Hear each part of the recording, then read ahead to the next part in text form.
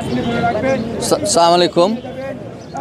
আসলে আজকে আমাদের দেশনেত্রীর যেই শোক ছায়া সমগ্র বাংলাদেশে পড়েছে। আজকে চিটাগাং দেখেন, সে রংপুর, দিনাজপুর, সমগ্র বাংলাদেশ থেকে লোক ট্রেনে এবং বিভিন্ন যানবাহন দিয়ে যেভাবে ছুটে আসছে, কালকে আমার মনে হচ্ছে ঢাকা শহর আনাচে কোনাচে ভরে যাবে।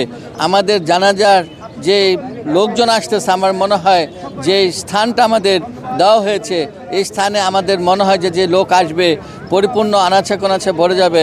এবং আমার মনে হয় যে আমরা অনেকেই জানাজার দাঁড়াতে পারবো না লোকের ভিড়ের জন্য, কারণ এত লোক হবে, লক্ষ লক্ষ লোক হবে। আপনারা দেখেন যে নরসিংদী 2 আসনে ডক্টর আব্দুল মঈন খান স্যারের স্থায়ী কমিটির সদস্য ডক্টর আব্দুল মঈন খান স্যার আমাদের এলাকার, আমরা পায়ে হেঁটে অনেক রাস্তা চলে আসছি, কারণ আজকেই যানবাহন ঠিকমতো পাওয়া যাচ্ছে না, গাড়ি ঢোকানো আসতে পারছে না। রাস্তার মেন গেট থেকে দেখেন আপনারা, সে কুড়িল থেকে দেখেন, পায়ে হেঁটে আসতে হচ্ছে, কারণ লক্ষ লক্ষ মানুষ, কোটি কোটি মানুষ ঢাকার মুখী হয়েছে। কালকে আপনারা দেখতে পাবেন যে ঢাকা শহর শুধু জনগণ আর জনগণ। এই দেশনেত্রী বেগম খালেদা জিয়ার যে স্নেহ, মায়া, ভালোবাসা, এই ভালোবাসার প্রীতির যে সম্মান, এই সম্মান যারা স্নেহ পেয়েছে তারা দেখবেন কেউ ঘরে থাকতে পারবে না, সবাই চলে আসবে। এবং আমাদের সামনে 12ই ফেব্রুয়ারি যে নির্বাচন আসতেছে, এই নির্বাচনে আমরা অনেক আগে থেকে প্রস্তুতি নিয়েছি যে সঠিক নির্বাচন হলে ভোট দিতে যাব।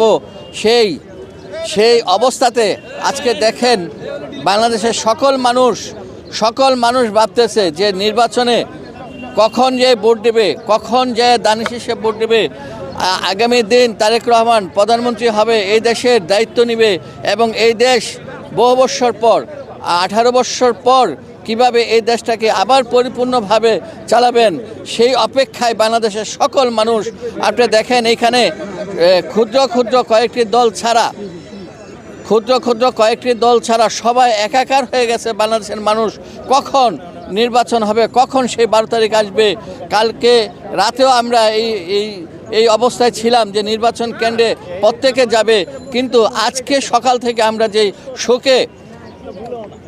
যে শোকে আমরা দুর্বল হয়ে গেছি, আমাদের হৃদয় রক্তে লালিত হয়ে গেছে যে আমাদের মা দেশনেত্রী বেগম খালেদা জিয়া আমাদেরকে লালন পালন করে এত বৎসর এদেশে রাজনীতি করে গণতন্ত্র ফিরে এনেছেন।